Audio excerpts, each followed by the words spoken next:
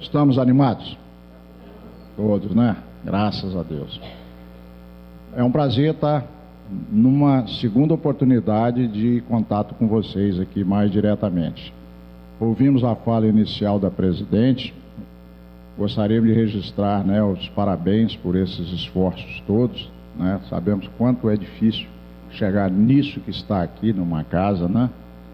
Agradecemos a casa anterior, que também nos abrigou tão bem, e a gente vai ficando assim um pouco mais identificado com o que significa realmente União Municipal Espírita de Volta Redonda.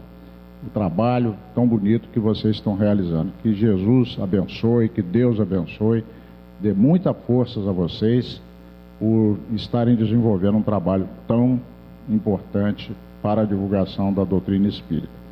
A nossa conversa, então, o de hoje, é Diálogo com as Sombras. Alguém pode irá perguntar, de onde que saiu esse título? Esse título nos foi sugerido, não lembrando mais por quem, por causa desse livro, Diálogo com as Sombras. E esse livro tem alguma coisa particular com Volta Redonda. Quem é que escreveu o livro? Hermínio Miranda. E Hermínio Miranda, vocês sabem, foi diretor, um dos diretores da Companhia Siderúrgica Nacional. Então ele tem muito mais identidade com vocês do que a gente possa supor à primeira vista. Nós vamos conversar um pouco então sobre isso, mas o Diálogo com as Sombras foi escrito por Hermínio para tentar instrumentar, ajudar principalmente aquelas pessoas que se dedicam a uma tarefa muito importante na casa, mas não é a mais importante, gostaríamos de reforçar, que é a tarefa da desobsessão. Quando alguém nos pergunta assim, Eliomar, qual é a tarefa mais importante da casa? Todas elas são importantes. Mas se uma casa espírita vai começar, e geralmente no interior, num lugar com alguma dificuldade, com todas aquelas dificuldades que tem, a gente tem pelo menos essa maneira de pensar e é como a gente fala. Se você não pode ter duas atividades na casa, tenha aquela que é essencial, é a reunião doutrinária. A reunião doutrinária, ela não apenas serve para divulgar a doutrina. A reunião doutrinária é desobsessão em grupo. A gente pode não entender isso. Uma pessoa pode vir à casa numa reunião doutrinária, se o palestrante ou a palestrante estiver bem afinado com a espiritualidade, poderá, num determinado momento, falar uma frase que possa fazer a desobsessão na cabeça de alguém. Desobsessão é quando você muda de ideia, você sai de uma fixação, você enxerga de uma outra maneira e, consequentemente, uma nova atitude a partir daí. Isso é desobsessão. Então, a desobsessão não acontece só com os chamados obsessores, ela acontece conosco. Se alguém consegue, por algum meio, nos ajudar a ver as coisas por um outro prisma, nós tivemos um trabalho de desobsessão. Estávamos, às vezes, obcecados com uma ideia, estávamos fixados, estávamos sem conseguir enxergar certas coisas. Então, isso é muito positivo. Então, o Diálogo com as Sombras é uma coisa muito ampla. Só que o Hermínio vai colocar no foco realmente dos obsessores, não é? Porque ele trabalhou muito nessa área, é muito experiente, foram muitos anos de experiência, e ele colocou isso em livros. Então, já que a gente vai falar de obsessão, vamos começar, não é? Já que o foco é a desobsessão, vamos falar um pouquinho da obsessão, não é? Então, a obsessão, eu vou tirar isso aqui para não atrapalhar, são dois microfones, vou botar ele aqui, se precisar ele também vai ser útil. Mas, então, a definição de obsessão, que nós gostamos muito, e eu acredito que vocês vão concordar, é dada por Kardec, lá no Livro dos Médiuns, no capítulo 23. Olha o que ele fala. É o domínio que alguns espíritos logram adquirir sobre certas pessoas. Domínio. Então, isso já faz refletir bastante. Mas vamos continuar para ver como é que ele completa o raciocínio. Nunca é praticado, ele está se referindo a domínio, senão pelos espíritos inferiores que procuram dominar. Então vamos lá. Domínio que alguns espíritos logram adquirir sobre certas pessoas. Benfeitor espiritual jamais faz isso. Bons espíritos jamais vão obsidiar. Observe, inclusive, que a palavra é um pouco diferente, né? Obsessão, no sentido do dicionário, é a ideia fixa, que tem a ver com a obsessão que Kardec conceituou. Só que a palavra obsessão, do ponto de vista espírita, ela é muito mais abrangente, ela vai muito além da ideia fixa, não é? Fulano está obcecado por uma ideia. É uma ideia fixa, só sabe falar daquele assunto, tudo gira em torno daquilo, isso é uma obsessão, do sentido psiquiátrico, no sentido psicológico. Aqui, Kardec vai colocar num sentido amplo, bem mais amplo, e sempre se referindo, né, à ação espiritual, só que vocês vão ver que tem umas variações que a gente vai tratar mais adiante. Então, só domina ou procura dominar espíritos inferiores, porque bons espíritos não dominam. Então a gente vai logo pensando naquela pergunta famosa 459. Se os espíritos influenciam nossas vidas e nossos atos, mais do que imaginamos, de ordinário nos dirigem. Mas há uma diferença fundamental.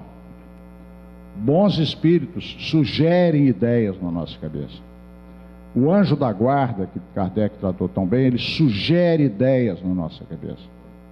Mas ele não coage, ele não constrange, ele não fica impertinentemente lembrando e insistindo com a gente. Ele não faz isso. Benfeitor espiritual não faz isso. Eles não coagem.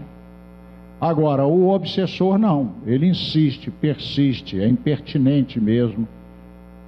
Dependendo da sua intenção, ele pode realmente fazer isso de uma maneira muito pertinaz. E é isso que a gente vai ver a seguir.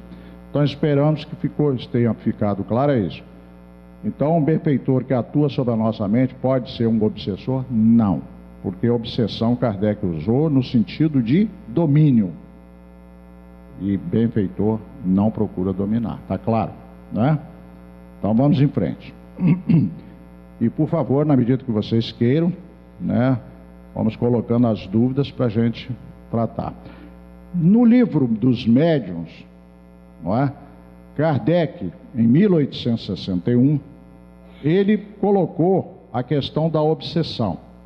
E muito didático, ele observou, e também científico, ele observou que ele estava diante de um fenômeno muito amplo, tinha muitos graus, não é? Então ele conceituou, ele viu que tinha algumas coisas bem básicas, sempre orientado pelos espíritos.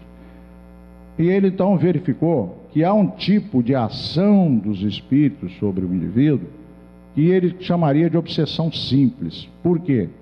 Porque a pessoa sente um constrangimento, sente que há uma ideia que tenta dominar, uma ideia que sempre traz coisas pessimistas na mente. Né? Não sei se vocês já sentiram pessimismo alguma vez, já sentiram?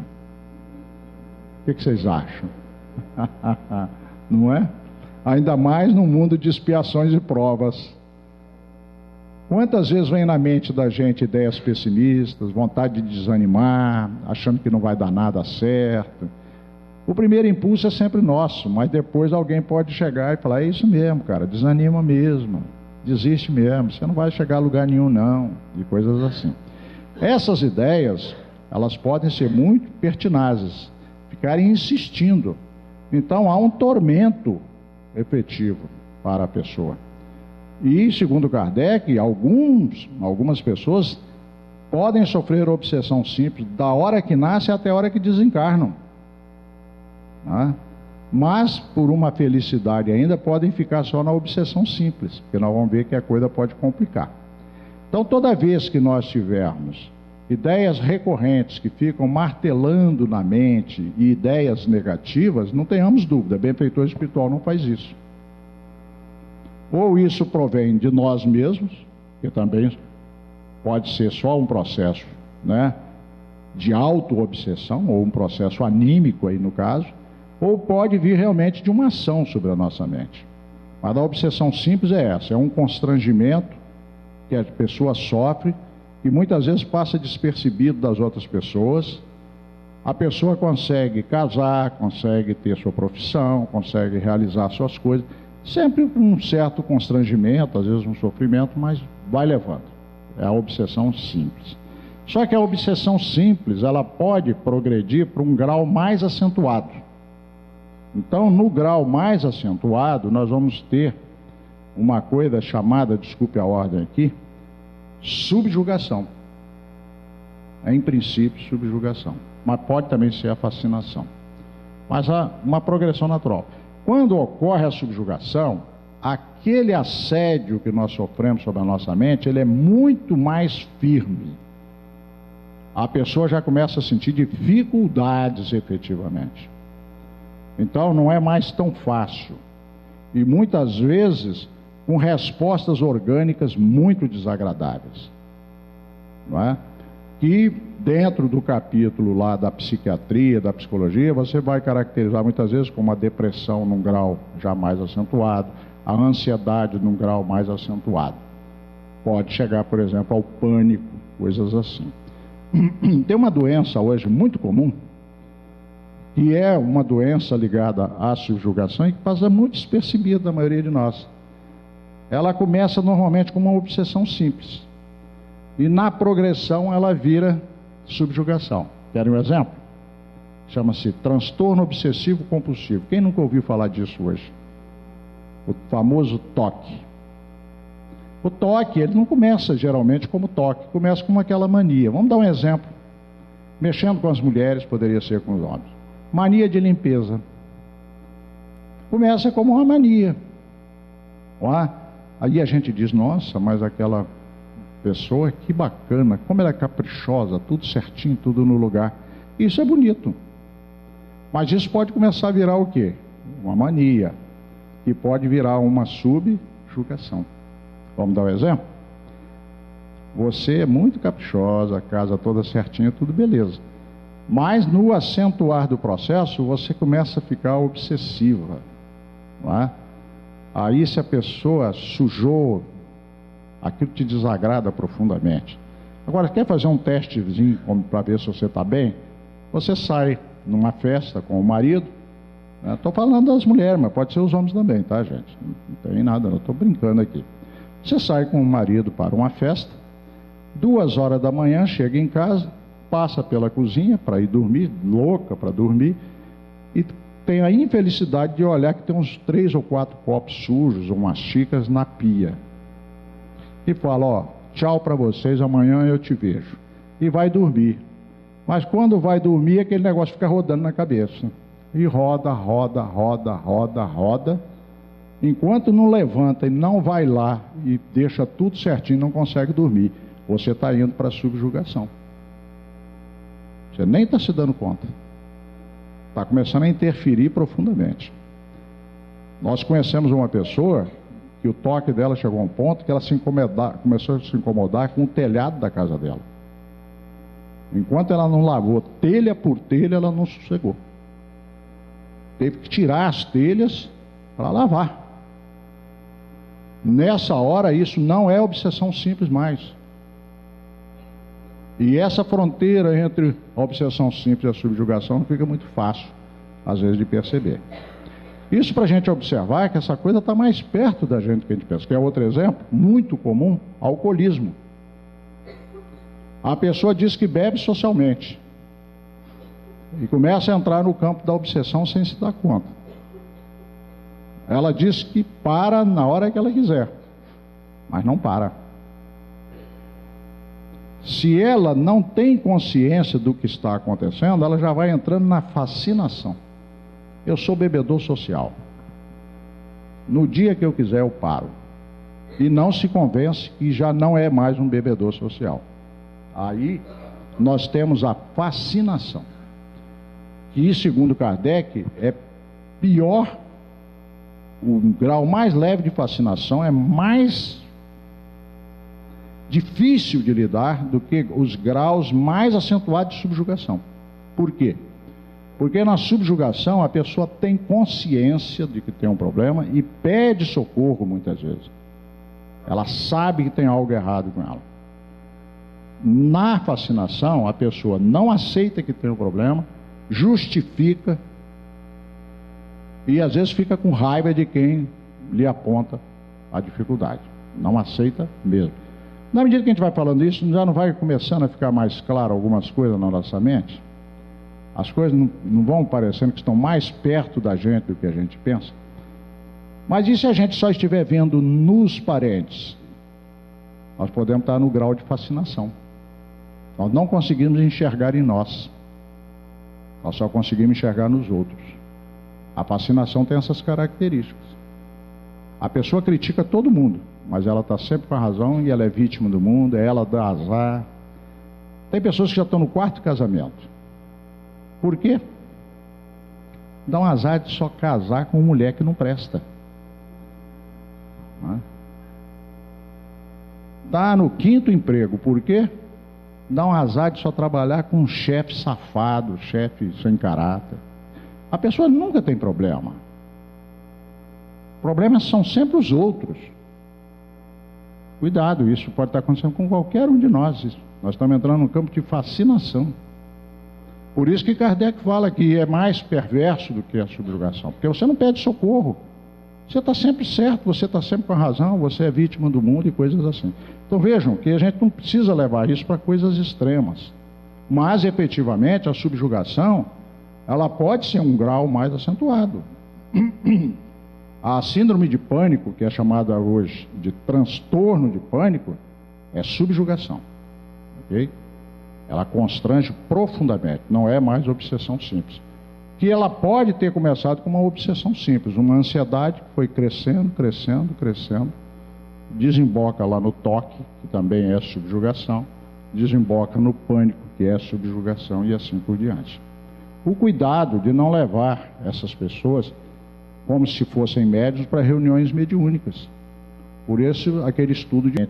Não sei se vocês já sentiram pessimismo alguma vez, já sentiram?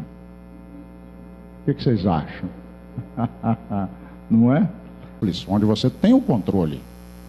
Quando você já está na subjugação, é primeiro tratar o processo obsessivo.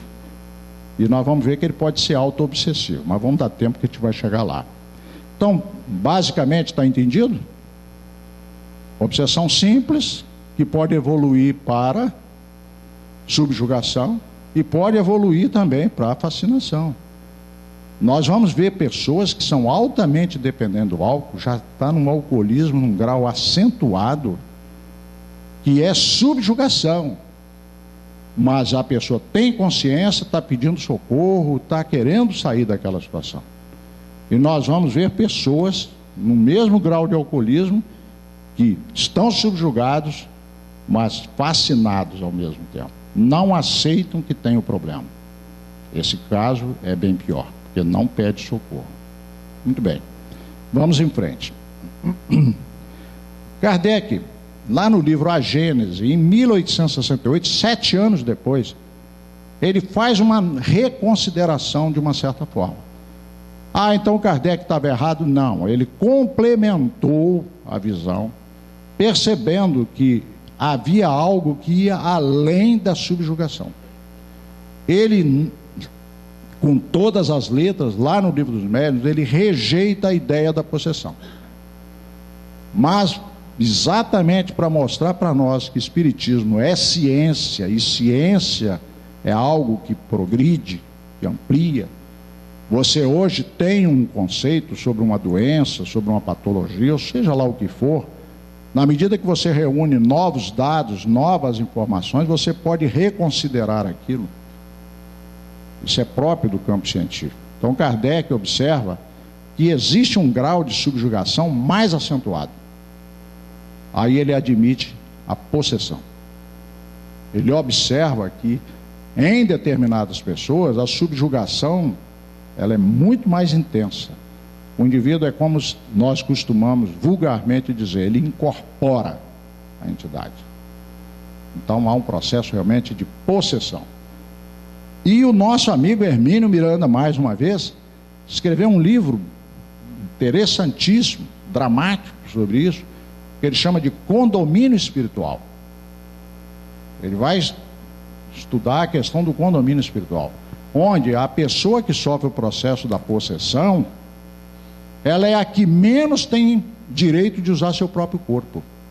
Então ele vai pegar casos clássicos, já foram inclusive objeto até de filmes, para mostrar não só as 3 faces de Eva, tem a Síbil também, onde a pessoa que menos tem domínio do seu corpo é o próprio dono do corpo.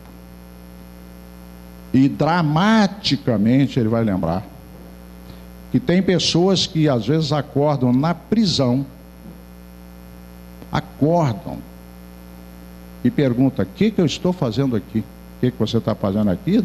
Você matou uma pessoa e não sabe? Infelizmente ela não sabe. Numa festa,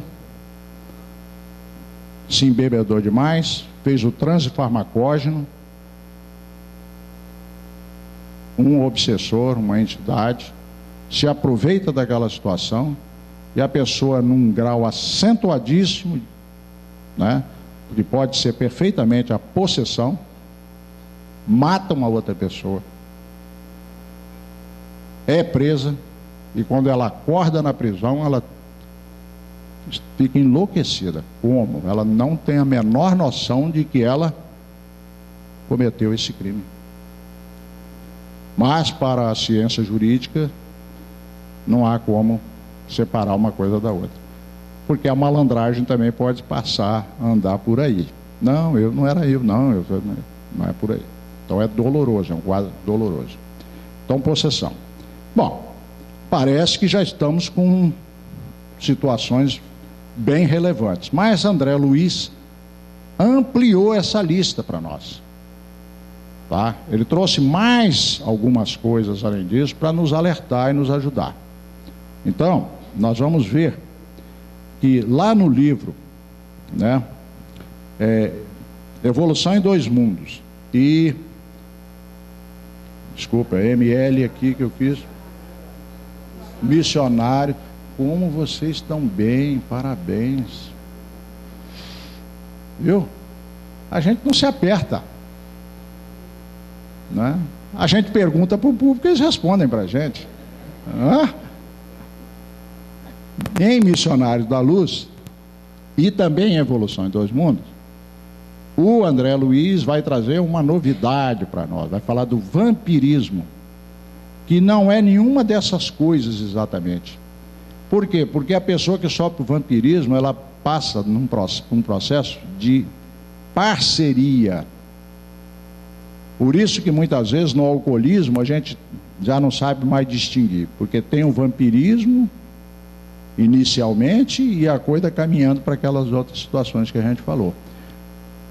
O vampirismo, a característica do vampirismo é que quem faz a obsessão é amigo do sujeito. Eles gostam da mesma coisa. É um sexólatra inveterado, junta-se com ele um sexólatra e está tudo bem. Ele nunca vai reclamar da companhia dele. Ele gosta de beber, junta-se com ele alguém que gosta de beber, ele nunca vai reclamar disso. Por isso tão difícil lidar com as coisas. Você gosta muito da famosa fofoca? Junta um grupo de fofoqueiros atrás de você e você nunca vai reclamar disso. Só que vão ter doenças fantasmas em função do vampirismo. Tanto a fofoca como qualquer outra forma. E você não sabe por que você começa a ter umas doenças esquisitas, não é? Por causa exatamente desses hospedeiros. E você abriga pela invigilância. Então o vampirismo é um quadro novo que ele traz. E é interessante porque o André Luiz, quando ele vai trazer isso, principalmente lá no primeiro livro, qual é o nome do livro mesmo que eu já esqueci? Missionários da Luz. Olha que bacana.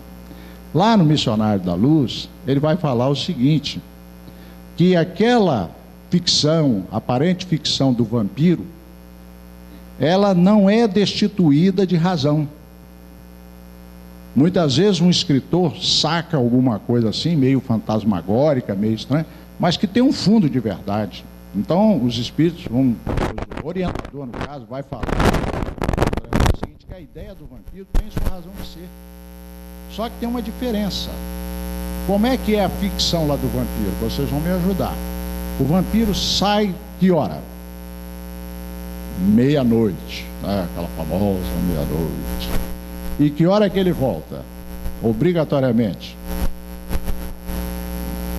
nas primeiros clarões do dia. Ele é da sombra, né? Tem que ficar na sombra. Mas o vampiro a que se refere André Luiz, ele atua 24 horas. Ele não tem nada mais para fazer. A única coisa, se você conversar com um vampiro desse numa reunião mediúnica, a única coisa que ele tem para fazer é aquilo que ele está fazendo. E não mexa com ele, porque ele não está afim de nada, está bom demais. Isso vai explicar, inclusive, por que você tem uma chamada crise de abstinência. Você resolveu parar de beber, mas os parceiros, ou parceiros, dizem, não, você quer parar, mas nós não queremos. Nós gostamos de ficar com você. Por isso você tem a tal da crise de abstinência. É mais uma luz que o Espiritismo lança sobre certos fenômenos que às vezes a gente não chega a compreender adequadamente. Bom, vocês já viram por aí que depois, se quiserem, a gente pode explorar outros aspectos. Vamos em frente? Não bastasse isso, o André Luiz vai nos ajudar falando da influenciação espiritual sutil. Isso está lá num livro, agora vou desafiar você. Qual é esse livro? Complicou, né? Estude Viva. Pouco conhecido dos espíritos. Que livro fantástico. Aliás, eu não sei como que a gente pode usar outro adjetivo. Todos os livros psicografados pelo Chico são fantásticos, porque é uma antena extraordinária que, graças a Deus, nós pudemos contar com ela aqui. Então lá, o André Luiz, numa mensagem chamada Influenciações Espirituais Sutis, né, ele vai falar da meio-obsessão, de quase obsidiados. Ou seja, ele coloca um grau antes da obsessão simples. Ele diz que antes da obsessão simples você tem um processo mais sutil, que você chamaria de meio-obsessão. E ele diz assim: sempre que você experimente um estado de espírito tendente ao derrotismo, perdurando a várias horas, sem causa orgânica ou moral de destaque, avente a hipótese de uma influenciação espiritual sutil. Quantos de nós faz esse exercício? Pelo menos eventualmente. Eu já estou com essa ideia negativa na cabeça há quanto tempo? Há mais de 1 hora? Mais de 2 horas? Tem causa orgânica que justifique isso? Tem causa moral? Aconteceu algo de grave, um desemprego, uma notícia muito impactante? Não, não tem nada. Então, avente a hipótese de uma influenciação espiritual sutil. Não vou falar muito disso aqui agora, porque isso aí, inclusive, se quiser, está na internet, já disponibilizado um estudo sobre isso, né, com o nome Dores da Alma. Aí vocês vão ver esses aspectos. Mas, impressionante, nunca falamos num auditório sobre essa palestra que não vamos poder abordar hoje. Nunca falamos para um auditório que, ao final, depois de descrever tudo que ele coloca de possibilidade do derrotismo, a gente pergunta, sem querer incomodar a plateia, mas pergunta: alguém aqui nunca sentiu um desses sintomas? Olha, até hoje nunca vi uma plateia que fosse de 100, 200 pessoas, 30, 10, quanto fosse, alguém que levantasse a mão e disse assim: não, nunca senti. Porque mostra que a influência espiritual lá do 459, da pergunta 459, é mesmo realidade. Nós sofremos essas influências. E quando a gente faz essa pergunta, a primeira pessoa que não levanta a mão é quem? Eu não levanto. Não tem como. Nós sofremos essas influências. Se for o caso, depois a gente aborda um pouquinho disso para vocês. Vamos em frente? Relações obsessivas. Que é isso?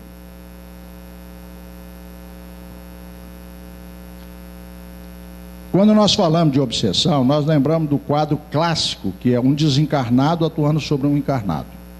Pode ser um desencarnado sobre uma família inteira. um grupo de encarnados. Pode também ser, né, no caso, vários desencarnados sobre um único encarnado. Então aqui pode ser plural ou singular, ok?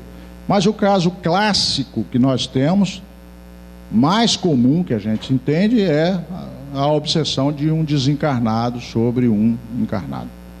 Só que, na medida que nós vamos estudando a doutrina, nós vamos ver que existe uma coisa estranha, uma obsessão daqui para lá.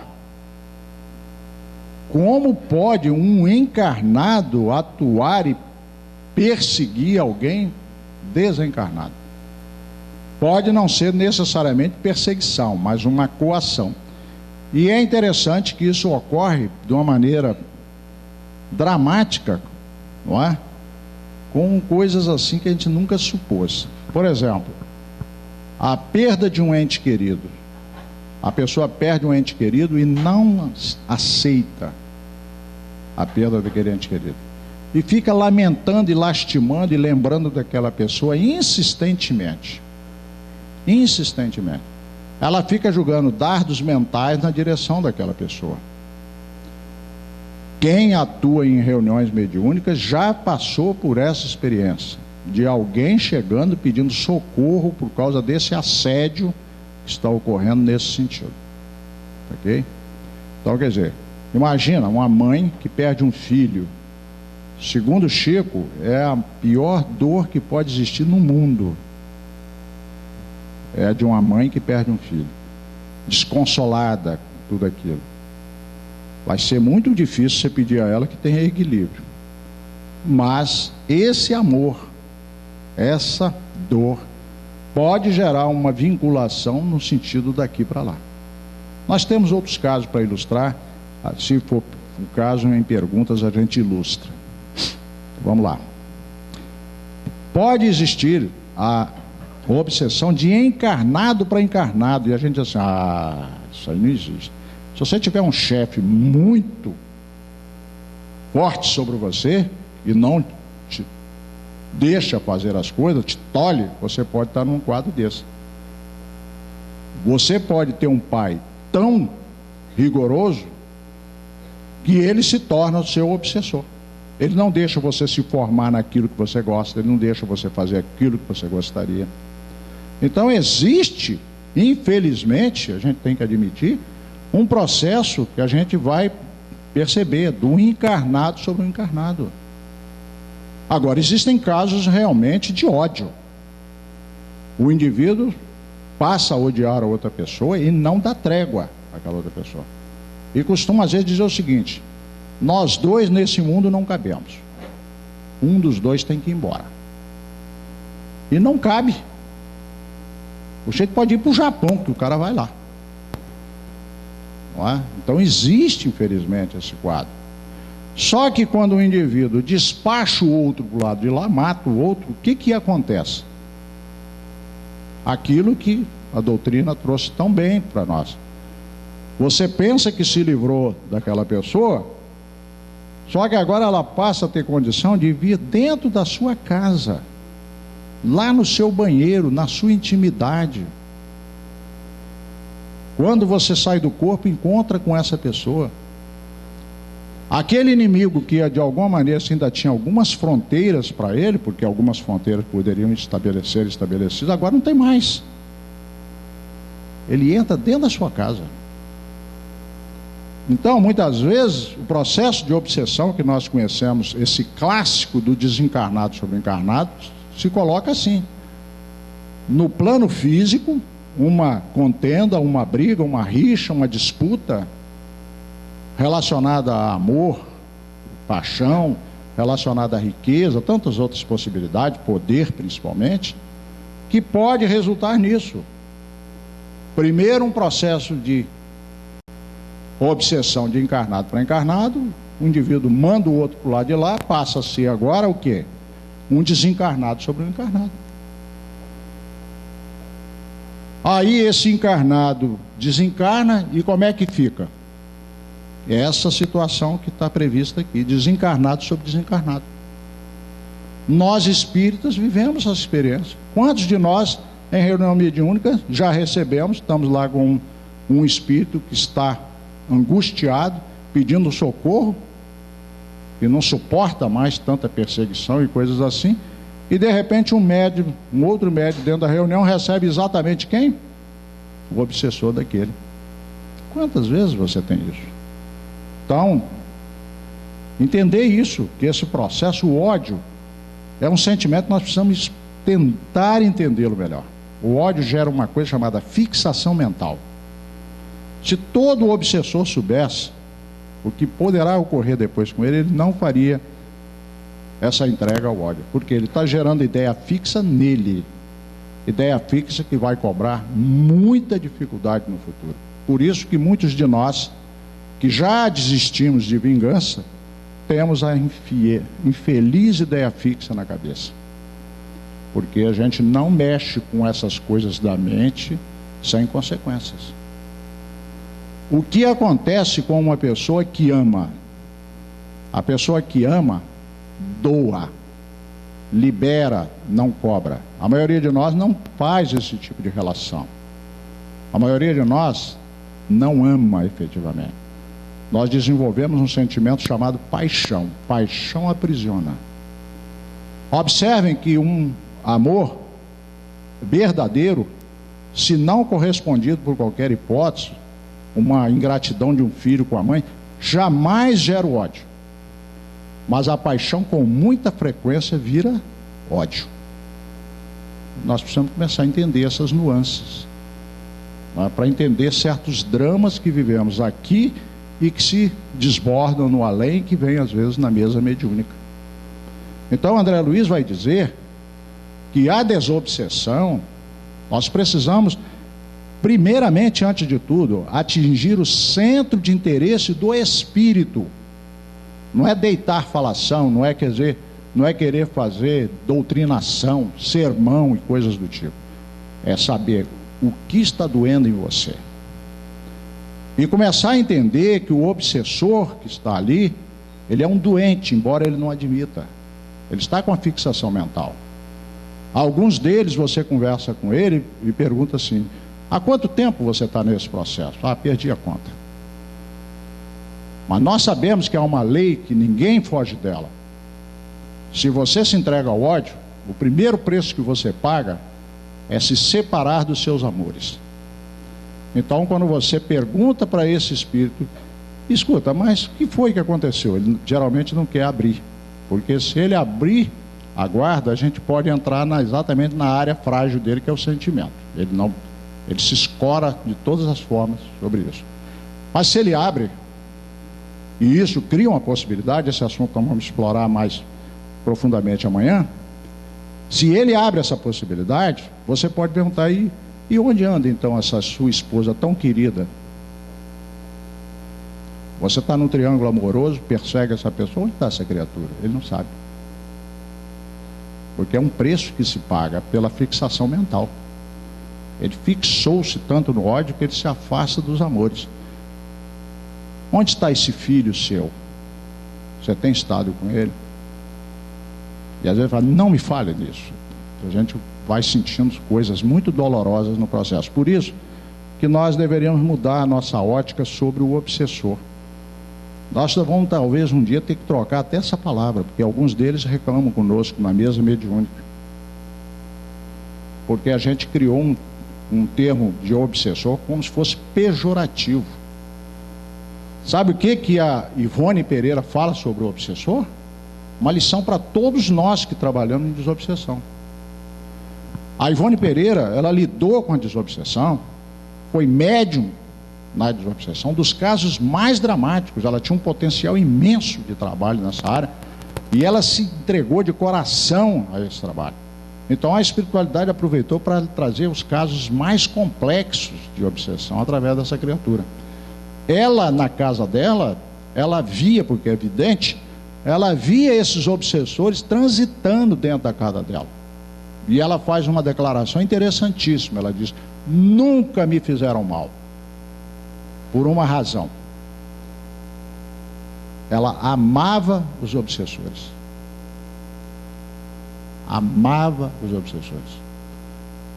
Ela tinha uma compreensão de que ninguém chega a ser um obsessor sem uma causa, sem uma razão, sem uma grande dor.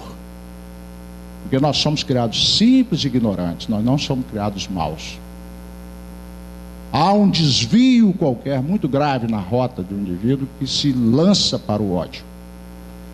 E há uma história de dor muito grande atrás disso. Quando você começa a olhar o obsessor sob essa ótica, nós falamos um pouquinho ontem sobre isso, estamos repetindo, há uma transformação na sua mente de obsidiado. A partir da hora que você não olha mais o seu obsessor com tanta repulsa, olha o seu obsessor com compaixão, toma consciência de que há um drama por trás envolvendo, toma consciência de que Deus permite que ocorra aquela situação, porque quem precisa corrigir o erro que cometemos somos nós mesmos. Nós não podemos pedir que outros corrijam para nós. Somos nós que precisamos corrigir. Reconcilia-te depressa com o teu adversário enquanto estás a caminho. Nós não seguimos essa advertência. E quando então ele vai para o invisível, se torna muito mais complexo. Quantos quadros de desobsessão só tem solução efetiva quando você receber aquela criatura como seu filho, para finalmente fazer aquilo que Kardec tão bem tratou, que ele fala da reparação. Então nós vamos lançar uma nova ótica sobre a questão da obsessão. Nós espíritas somos convidados a uma nova visão. Vamos lá. Então, por fim, Kardec vai falar da auto-obsessão. Alguém vai dizer assim, não vi isso em lugar nenhum. Porque não está a citação dele em nenhuma das 5 obras clássicas dele. Mas está num livro chamado Obras Póstumas. Escritos que seriam traduzidos num livro que acabaram não sendo, daí o termo Obras Póstumas. Porque ele desencarnou antes que isso acontecesse. Mas um dos seus apontamentos, ele volta a falar da obsessão lá, e ele fala da auto-obsessão. Não raro, o indivíduo é obsessor de si mesmo. A prática mediúnica tem mostrado isso. Nós aprendemos com Palhano uma técnica que a gente tem que comentar. Há várias maneiras de você abordar uma situação de desobsessão. Uma delas pode ser essa que a gente tem usado. Você tem um quadro que você sente que é um quadro de obsessão e pede a essa pessoa, que muitas vezes veio pelo atendimento fraterno, não fala para ela definitivamente que ela está no processo obsessivo, porque você fala isso para ela, ela regala um olho desse tamanho e vai ficar sem dormir 3 dias, porque você não sabe o que isso significa na mente da pessoa. Pelo amor de Deus, quem faz atendimento fraterno, não faça essa descaridade. Como é que você vai falando para a pessoa que ela é médium, sem saber o que significa na mente dela essa palavra? Como é que você vai falando para a pessoa que ela está obsidiada? Não há necessidade disso. Trate do problema com carinho, com cuidado. Não precisa. Um médico adequadamente não fala tudo que poderia falar para o doente. Fala aquilo que é possível. Mas faz o que é necessário. O importante é fazer o que é necessário. Então, a questão da auto-obsessão, muitas vezes ela é detectada assim, estávamos falando. Você pede a essa pessoa para, sutilmente, vir num dia que você dedica à desobsessão, pede que ela faça evangelioterapia antes. É excelente se você tiver um grupo de evangelioterapia. Antes da reunião mediúnica, você tem um grupo que faz estudo do evangelho. Pede a essa pessoa que passa a vir para esse estudo. Acaba virando um grupo de autoajuda, é isso que a gente tem observado. Ali eles vão limpando a alma um do outro. Nós não falamos já? De perto ninguém é normal. Quando a gente abre a boca para falar do nosso problema, descobrimos que os outros também têm problemas. E isso dá um consolo. Então, eu não sou doido sozinho, tem mais gente doido junto comigo. Dá um consolo. Estou brincando, só para a gente entender. Não é? Eu também tenho essa dificuldade. puxa, a dificuldade da outra pessoa é maior do que a minha. Então, há um processo.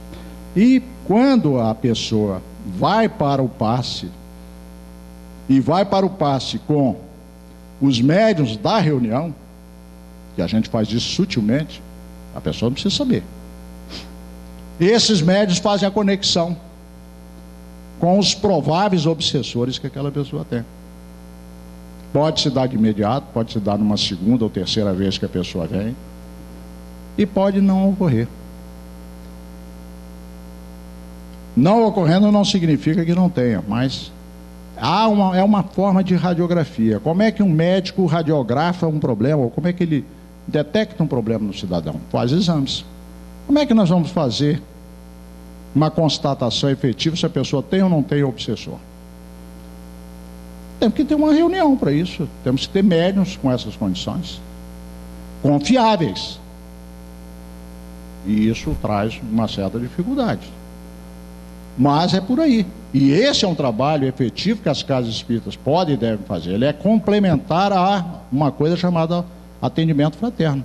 Agora, nunca esquecer que a pessoa está no processo de obsessão, seja em que grau for daquele que nós analisamos na lâmina anterior. Não esquecer que normalmente a obsessão vem de fora, ela não vem de fora, ela vem de dentro para fora. Há sempre um processo de auto-obsessão que pode gerar ou não uma ação de fora. Então você vai ver casos até de esquizofrenia, como o Chico ilustrou lá no programa Pinga Fogo, que você não tem a presença do obsessor. Basta a culpa do indivíduo, que altera a química cerebral de tal forma que ele se desarranja completamente. E quando você detecta esse quadro, você fala, não é possível, com aquela problemática toda, não tem obsessor. Não tem. Palhano fez um livro brilhante, Laudos Espíritas da Loucura, onde ele constatou, pelo menos naquele quadro, tem que ser reproduzido. Ciência tem que ser feita de forma reproduzida. Mas ele tem um trabalho interessante. De 30 casos de depressão, ele detectou lá naquele universo que ele trabalhou, naquela amostragem, de 30, 9 não tinham a figura do obsessor. E um espírita mais incauto pode dizer, você está no processo obsessivo. Obsessivo não, auto-obsessivo. É uma mágoa tão grande que você não dá conta dela. Um amor não correspondido que você não dá conta dele.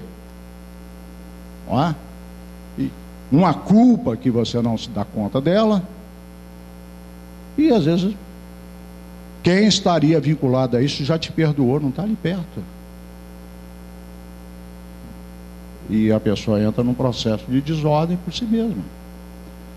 Mas 21 dos 30, ou seja, 70% dos casos de depressão, dessa amostragem do Palhano, nesse livro, tem efetivamente a figura do obsessor. Mas não todos caracterizados da mesma forma. Você tem aquele que é mais um processo de vampirismo que outra coisa. Você gosta de ficar triste, eu também, que tal a gente se juntar? Então junta a tristeza. Então a tristeza intensifica. Não é? Você é muito preguiçoso, não gosta de fazer nada. Eu também não gosto de fazer nada. Vamos juntar as nossas preguiças. E por aí vai. Então entender isso, tá, gente? Agora tem realmente a figura do vingador, que nós vamos conversar um pouquinho mais da frente. Então a auto-obsessão, entender que existe. Tem pessoas que você poderia, pela sua experiência inicial, achar tem um obsessor ou mais de um, e não tem.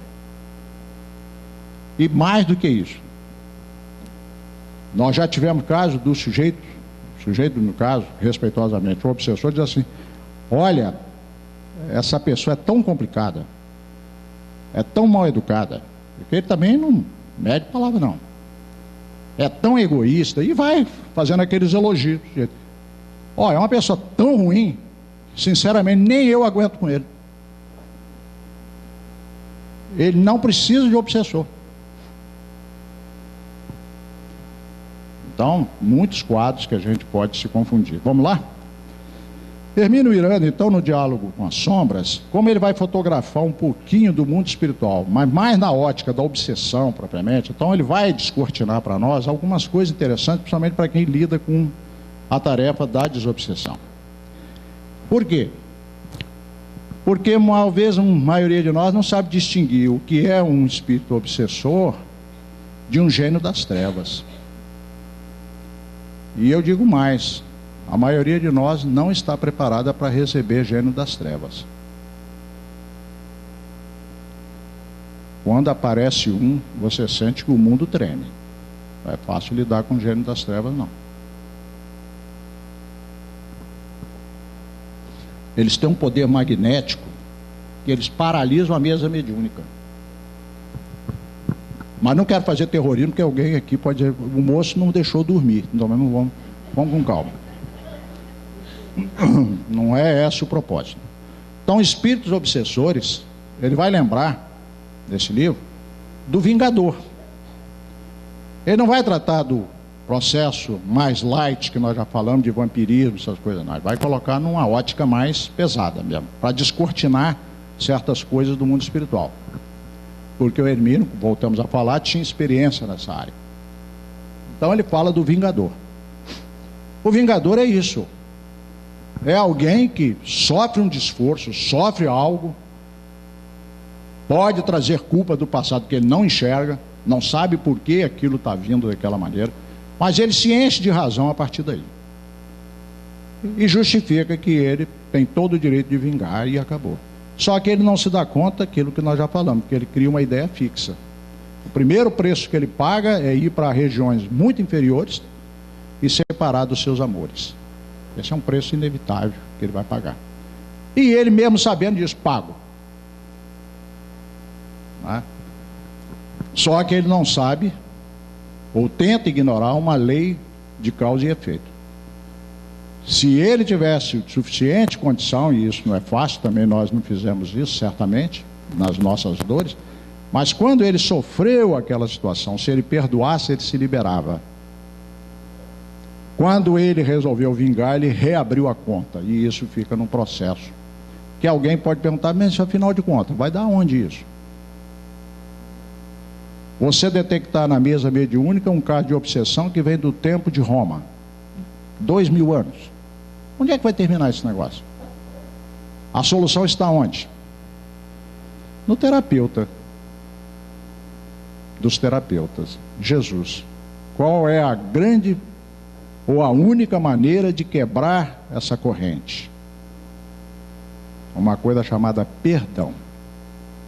Quando você perdoa, você tem um débito encadeado, você recebe, mas não retruca, quita. Dali para frente você está livre. O outro, se continuar na insistência, aí é problema dele. Mas se resolve essa cadeia, que vai parecendo que se eterniza, que eles fazem essas alternâncias, lembra? Que eu falei aqui? Vou só lembrar rapidamente. Essa alternância aqui, ó. Desculpe. Ó, essa aqui. Eles fazem essa alternância. Ora estão os dois do lado de cá e se matam. Ora um está do lado de lá e o outro do lado de cá e fica nesse negócio. Estão do lado de lá e fica assim. Fica assim. Ódio com ódio. Ódio com ódio dá em quê? Mais ódio, que chega num limite que dá loucura. Não tenham dúvida. Por isso que nós temos casos de loucura que os benfeitores, com todo o amor que têm, dizem só o tempo. Não podemos querer resolver numa encarnação certas dificuldades. Elas são às vezes de ordem muito complexa, não é? Bom, se a gente ficar contando história aqui, a gente não anda. Vamos lá? Então o vingador é uma figura muito específica. Quando você vê o vingador na obsessão, o quadro é mais severo. Quando você vê o vingador no pânico, ele é mais severo. Você pode ver lá em Autodescobrimento de Joana de Ângeles falando de pânico e vai ver essa situação. Em qualquer quadro, o vingador é sempre um fator acentuado, não é? Porque ele usa técnicas muito mais incisivas, muito mais que ferem mais. O dirigente das trevas, ele vai falar deles. Então ele vai falar para a gente, e eu tenho que respeitar que vocês vão dormir daqui mais algumas horas, não vou querer ficar tirando sono de ninguém. Porque a pessoa que já está preparada pega isso da forma adequada, mas quem não está sai de olhos arregalados, então a gente tem que ter um cuidado. Mas efetivamente entender que as organizações do crime que existem do lado de cá, existem do lado de lá. Eu tinha uma curiosidade que só Hermínio tirou de mim. Essa eu precisei ler o livro Diálogo com a Sombra para entender. Porque eu falava assim: o indivíduo comete um crime, faz uma série de barbaridades, vai para o mundo espiritual, fica numa condição lá difícil, o dia que ele volta está aqui do lado de cá, suas vítimas do passado se tornam agora seus algozes, ele entra num processo terrível de obsessão. Desses quadros mais dramáticos que a gente conhece. E por que pessoas perversas, más, não têm depressão, não têm ansiedade, não tem nada dessas coisas? Mas não ficam livres. Eles vão para a psicopatia, são os psicopatas. E nós temos psicopatas aí, ó, transitando na nossa sociedade que a gente não se dá conta. São pessoas com muitas problemáticas. Mas ele não tem depressão nem ansiedade.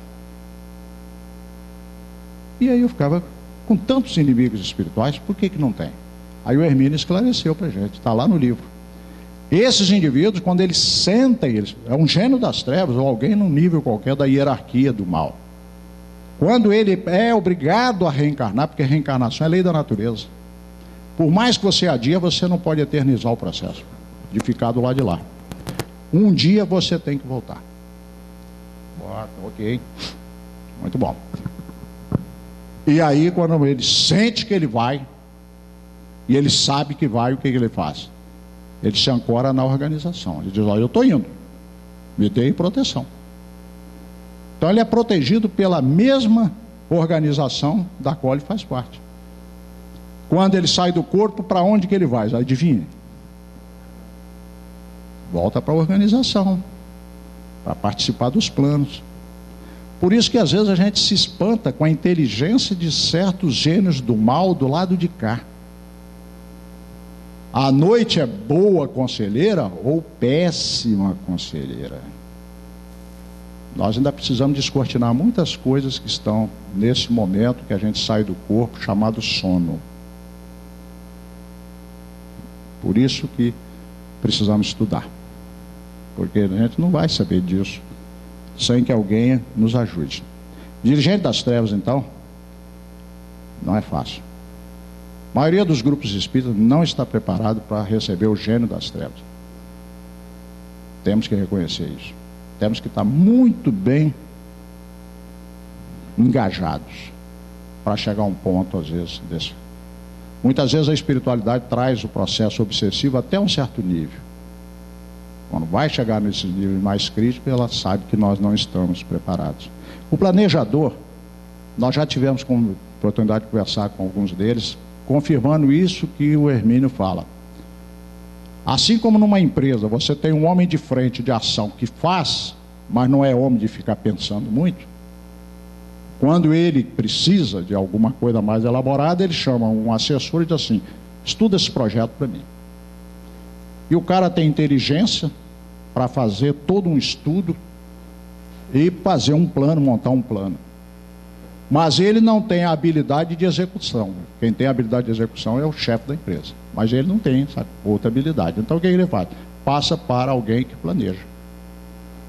Quando o cara coloca o plano, a execução é comigo, deixa comigo. Então nós temos isso nas organizações do mundo espiritual.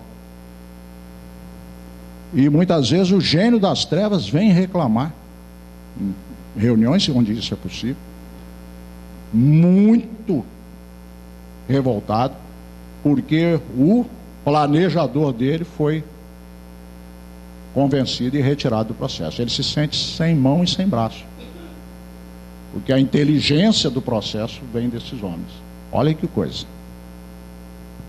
Nós só iríamos saber que isso acontece se tivéssemos oportunidade de ler livros como esse, ou alguém que tenha a mesa mediúnica com casos que possam ilustrar. Vamos lá? Os juristas. Interessante. Você receber um espírito que ele começa através do médium conversando o seguinte: você não tem direito de entrar, de interferir nesse processo. Esse caso é nosso. Estou aqui com o processo dessa criatura. E ele está lá com um processo em cima da mesa, passando. Tá? Se puder, a gente explora depois isso através de perguntas, ok? E os magnetizadores e hipnotizadores. Os obsessores usam aquilo que a gente poderia chamar de hipnose destrutiva. Se você estudar hipnose, você vai ver do que é capaz um bom hipnotizador. Tá? Você pode dar uma ordem ao indivíduo e dizer o seguinte: você está amarrado, você não sai daí. E o indivíduo não sai. Mas para isso tem que ter um link. Uma coisa chamada culpa. O obsessor só atua poderosamente sobre nossa mente porque nós temos um plug chamado culpa. Por isso que às vezes o médium pode receber um obsessor, usar um termo meio chulo, barra pesada, aqueles terríveis, sem maiores dificuldades, porque ele não tem vínculo de culpa com esse obsessor. Por isso que é fácil. Mas o indivíduo que está sofrendo o processo obsessivo, completamente diferente. A culpa abre uma série de janelas. Então, os magnetizadores e hipnotizadores existem, para o bem e para o mal. A diferença volta a ser aquela de princípio. Um benfeitor espiritual usa o magnetismo para curar, para incentivar, para elevar. Nunca para constranger. Mas no mal você pode desenvolver essas mesmas forças e capacidades e usar de forma muito perversa. Por isso que quando a gente estuda, faz um seminário sobre o passe, que nós vamos falar dos fluidos e do magnetismo, nós temos que reconhecer isso. Que existe essa força no indivíduo. Mas ela pode ser usada para o bem e para o mal. Lembrar que quem foi o maior exemplo de magnetismo construtivo, curador, magnetismo mesmo, que a gente poderia chamar de hipnose construtiva, conforme André Luiz, foi Jesus. Mas grandes líderes da nossa história demonstraram o que é capaz e o que é possível o indivíduo com esse magnetismo no sentido do mal. Não precisamos ficar aqui evocando nomes. Ok? E por fim, vou ter que pular por causa do tempo, mas é bonito, só rapidamente, quando o Hermínio fala que é desse amor doação que precisa do doutrinador. O Hermínio fala uma coisa brilhante. Você pode ter toda a retórica, pode ter toda a capacidade dialética para conversar com os obsessores mais complexos. Mas o que mais convence um obsessor é um sentimento que veio dentro de você chamado amor. Isso é que realmente convence. Então vamos lá? Depois de pintar esse quadro todo, alguém vai dizer: eu não vou dormir direito. Então vamos lá. Por que meio podemos neutralizar a influência dos maus espíritos? Na 459, Kardec perguntou se eles influenciam em nossas vidas. 10 perguntas à frente ele pergunta: por que meio podemos neutralizar a influência dos espíritos maus? Porque nós não precisamos aprender como é que neutralizamos a influência dos bons. Nós já fazemos isso normalmente. Não é? Nós já fazemos isso.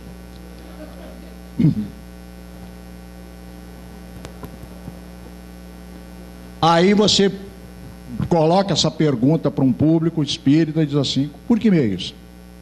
Aí provavelmente a pessoa assim, indo para uma casa espírita, pedindo socorro numa casa espírita numa tarefa de desobsessão. Foi isso que os espíritas responderam? Os espíritos não responderam para os espíritas, eles responderam para a humanidade. Eu não estou falando para nós, espíritos, que somos uma minoria, estou falando para a humanidade. O remédio não pode ser um remédio tão circunscrito. Influência dos maus espíritos ocorre em qualquer latitude e longitude. Nós somos mais de 7 bilhões de encarnados. Espiritismo existe onde, senhores? Tem países que não tem nem de longe ideia de uma casa espírita. Vocês já imaginaram se eles disserem que para neutralizar você tem que ir para uma casa espírita?